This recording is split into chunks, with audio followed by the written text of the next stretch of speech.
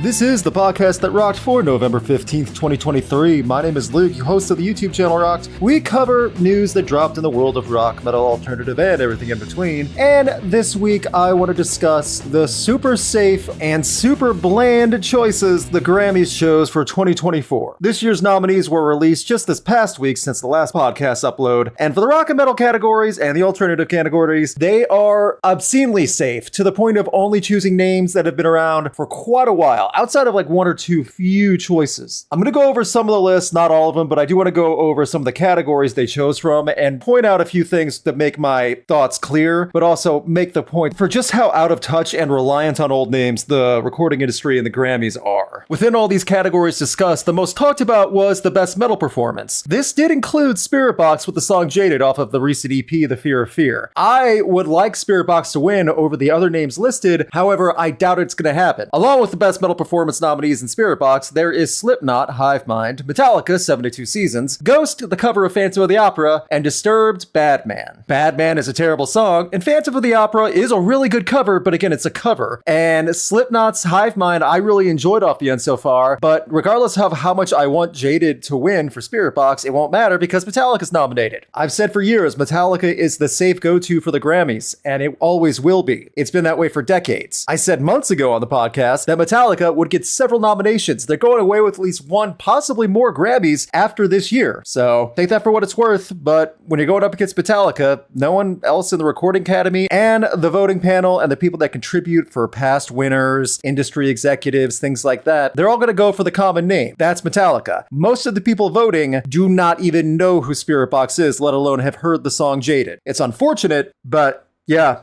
I just see Metallica winning. And if I'm wrong, great. Feel free to come back and tell me so, but yeah, I just don't see it. For Best Rock Performance, more of the common names, including Metallica with the song Lux Aeterna, Foo Fighters Rescued, Black Pumas More Than a Love Song, Arctic Monkeys Sculptures of Anything Goes, and Boy Genius Not Strong Enough. Boy Genius got many nominations, both Boy Genius and Phoebe Bridgers solo, but at the same time, I don't think they're going to win Best Rock Performance. I think that's going to Lux Aeterna from Metallica. It'd be nice to see Foo Fighters get something off of But Here We Are, whether it's this one or for Best Album. That we'll get to that in a second. But yeah, again, Metallica's on the list. Metallica's most likely going to win. For Best Rock Song, we have Angry from the Rolling Stones, more proof that the Grammys only rely on the old names. The Rolling Stones in 2023 and 2024. Okay. Ballad of a Homeschool Girl from Olivia Rodrigo, Emotion Sickness for Queens of the Stone Age, Not Strong Enough from Boy Genius, and Rescued from Foo Fighters. See, this one doesn't have Metallica, so someone actually has a chance. While I do feel Boy Genius will win something throughout the year, I also feel they're going to be the always the bridesmaid, never the bride situation,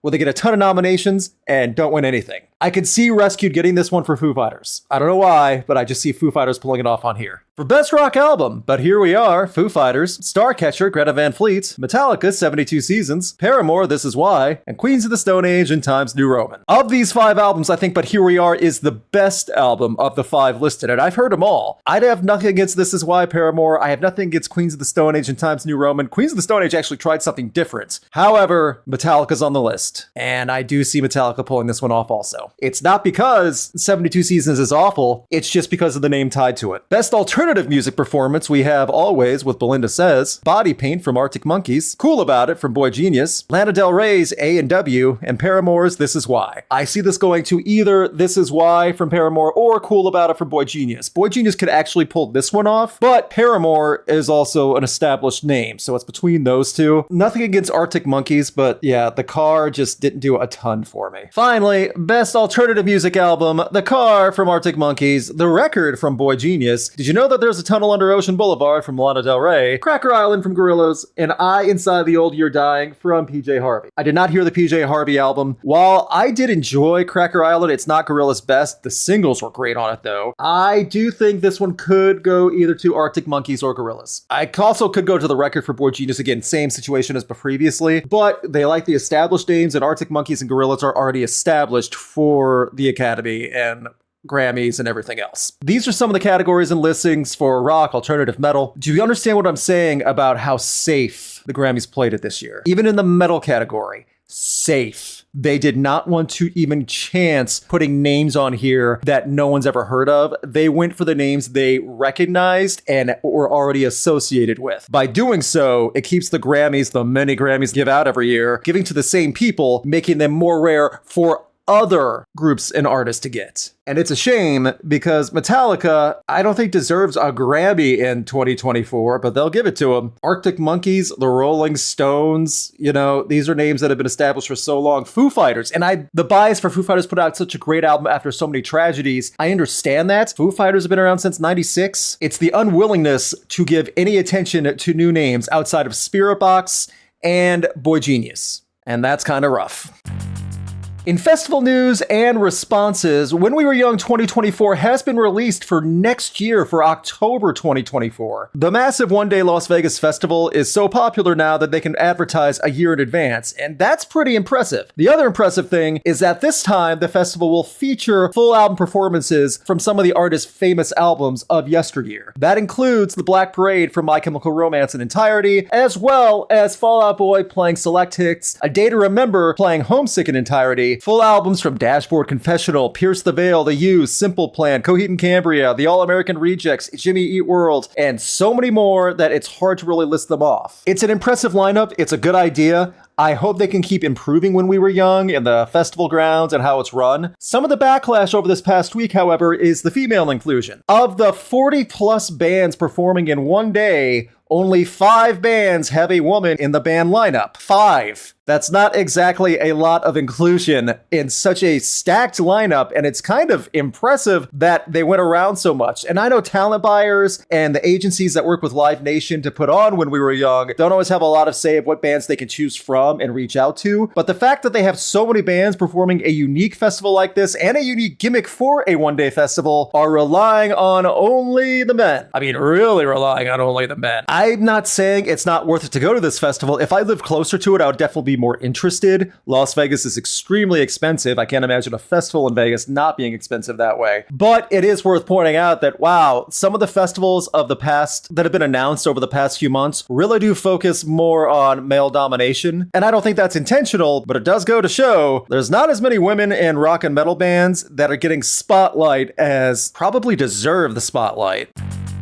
In updated news, last week we talked about Slipknot parting ways with Jay Weinberg in an extremely surprising move. That came from Slipknot's own personal accounts before they were removed. Well, over the past week and since the last podcast, we heard from Jay, and it turns out it was not a mutual parting of the ways. It was definitely Jay getting the phone call 2 days after their final performance in Mexico. Jay was going to be let go. And to quote him just from some of his posts that he made in a very well-worded post, "I was heartbroken and blindsided to receive the phone call that I did on the morning of November 5th, the news of which most of you learned shortly after. However, I've been overwhelmed by and truly grateful for the outpouring of love and support I received from this incredible community I consider to be my creative and artistic home. This is not the ending of the journey I've dreamt of and committed myself to seeing through, not by a long shot, but despite the confusion and sadness, there is something that's provided an equal amount of comfort. For many of you reading this 10 years ago, we weren't yet acquainted, and now we are. For that, I'm thankful in ways I'll never be able to fully express. This isn't the end, and I'm thrilled to discover what the future has in store for us.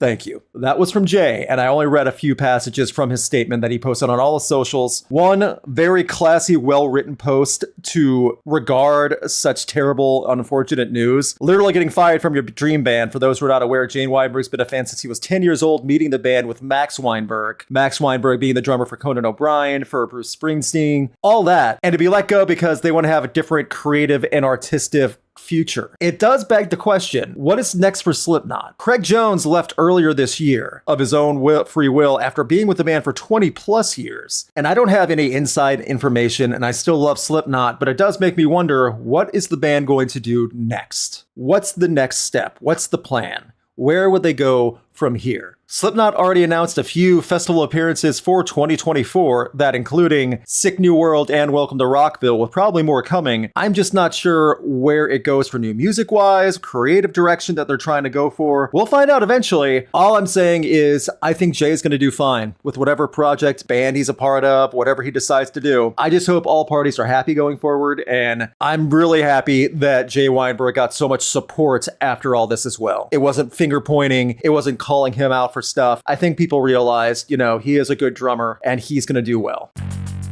News from Starset, who have been on hiatus for a little bit as Mr. Dustin Bates has been in the writing process. He's announced Immersion, the final chapter. Starset mastermind Dustin Bates announced the release date for his second novel, A Brief History of the Future, launching April 8th, 2024, alongside the tour Immersion, the final chapter. This novel will follow the Prox Transmissions released in 2016, also written by Bates, which had a Marfik graphic novel of the same name in 2017. I read the book. It was an interesting read. It'll be interesting to see where he's going with this for the next novel, as well as getting to see a good tour announcement. Maybe we'll get more new music announcements. We had the great single of Starset with Breaking Benjamin that went to #1 on the rock charts. Waiting on the Sky to Change was a fun song. I do hope they announce more dates than what they've listed. They'll be touring starting April 6th in Nashville, Tennessee, going all the way to May 16th in Chicago, Illinois, so over a month of touring, and we might see festival and other appearances after that. I'm just hoping for new music. Starset's pretty good about keeping a lid on things until stuff's ready to post, so I wouldn't expect leaks. Interesting to see what we have for Starset coming in 2024. In more touring news, Judas Priest announced Invisible Shield, the new album coming in 2024. There's already a single out now, and they announced the Invisible Shield tour with Sabaton. Interesting that Sabaton and Judas Priest have toured together before, shortly after pandemic ended, and they're doing the same tour again, this time in some of the same areas. Starting April 18th in Connecticut, ending in Syracuse, New York, May 22nd. They're going throughout the US, mostly the Midwest and the East Coast, and some of the South. You can check out more information on their website and socials. Check Judas Priest live. Regardless of the set list they go through, Judas Priest is still great live. It's so much fun. Sabaton is a blast as well. This is a band that you'll be kicking yourself if you don't see live before it's too late. It's just a part of life. Some bands getting older, and Judas Priest has been around for 50 years. So go see Judas Priest if you haven't yet. And one more tour that got announced today in a very unique situation. Breaking Benjamin will be doing an unplugged acoustic set tour featuring Keith Allen. I think that's interesting because Breaking Benjamin has not put out any new stuff in several years, and Benjamin Burnley and company will be doing a 10-day tour acoustic starting at Norfolk, Virginia and ending in Biloxi, Mississippi, going through the east and then through the south. Don't know if that means new Breaking Benjamin music will be happening, but it has been quite a while since we've heard new material. Breaking Benjamin went on tour with Disturbed this past summer in one of the most profitable tours of the year, apparently, so it'll be interesting to see what Mr. Burnley and company have for us in 2024 outside of an unplugged tour.